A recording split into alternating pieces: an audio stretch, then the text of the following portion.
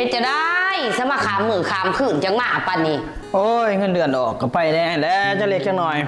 จังเล็กจังหน่อยเจ้าอีหยังไปจนขามมือขามวัดห่วยอย่าสิจมหลายน่ะล่ะหอนย่ามไปขอยก็ไปแน่แหล้ว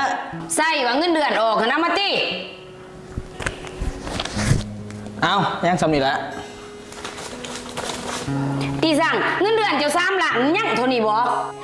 ก็ยังสำไรก็ใส่สำนั่นนั่นแหละจังไรมันสิพ่อค่าน้ำค่าไฟค่าเฮียนลูกเจ้าอีกกินยาแต่ละมื้อหันเด้เข้ากระสอบนึงสิเข้าล้านแล้วเอาเจ้าก็สิใส่แต่เงินข่อยเห็นบ่บัดเงินเดือนเจ้าหันเด้โอ้ยเงินเดือนข่อยก็ใส่ในครอบครัวน้ำกันนี่แหละมันสิพ่อซะบ่ข่อยก็หวังว่าสิได้เงินน้ำเจ้าพวกเต็มบิดเต็มหน่วยพวกสิได้ซอยกันซ้ำนี่มันสิพ่อซะบ่ห่วยบ่พ่อก็ให้มันพ่อแล้วเนาะเอาซ้ำนี่ละก็สิไปนอนก่อน